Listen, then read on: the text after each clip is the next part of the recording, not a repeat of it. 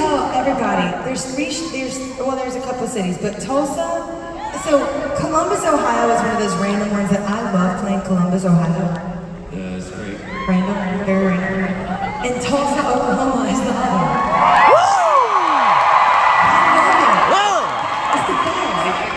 So, check, this is seriously, in my history of being a human alive on planet Earth, Tulsa is a big factor in it. When I was 7 years old, I was in town here with my parents, and they dropped me off. We came to something, and they dropped me off at a children's church.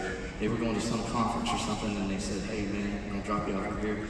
And there was this dude on stage with a puppet, and his name was a purple puppet named Eugene. I'm 7 years old, and I'm in an arena here in town, and this guy's talking to Eugene, the purple puppet, and he asked Eugene, "Hey, do you want Jesus in your heart?" And Eugene said, "Yes." I was like, I want what Eugene's got. That's when I made a professional faith. Tulsa, Oklahoma. Eugene, the purple puppet. Yeah.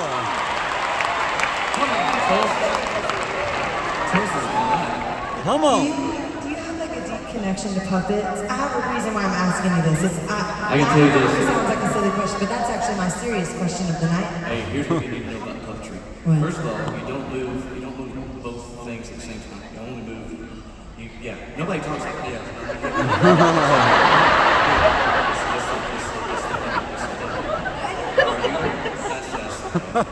Eugene knew it.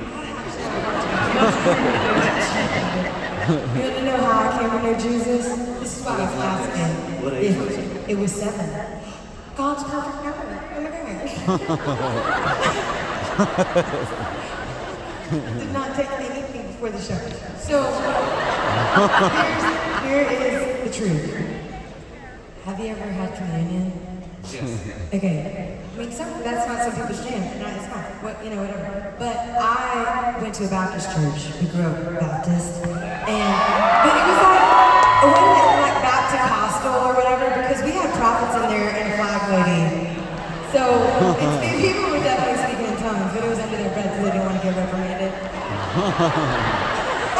Hey, we had a schizophrenic upbringing. So we were spiritually schizophrenic. So Sunday mornings was at First Baptist Church, Texarkana, Texas, with the choir and the organ and pipe organs and whatnot.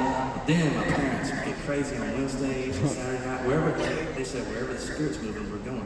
And here's what me and my brother would do. We'd be like, "Hey, so do we get to have tambourines or no? Do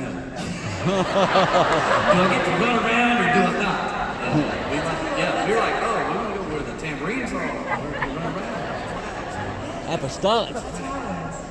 When I was 18 or 11, I gotta go to Wild West. That is the charismatic church. Sign me up. I loved it. Well, how 7 years old. Yeah, 7 years old. So how I came to know Jesus was through the grapefruit juice and the crackers. And I mean this with every fiber of my being. People always think it's like this really intense, spiritual, like compelling conviction moment, right? And it was through food. And so I remember sitting in the pew next to my mom and dad, and they had the grapefruit juice and the crackers, and I said, "Oh my gosh, I want a midday snack." And they were like, "Well, this is a little different. It doesn't work like that." And I said, "Well, okay, what does that mean?" They said, "Well, you have to be baptized, like that's what we believe, blah, blah, blah, blah."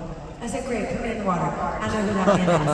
So I literally got baptized so that I could have the grapefruit juice and the crackers. Yeah. And that is actually, but God knew because I'm It worked. It worked. Now I'm here singing before you. It doesn't have to be beautiful and squeaky clean the way you come to Jesus. It's just great that you're there and that you come. That's right. You just said the gospel. Puppet and a snack. We're definitely 7.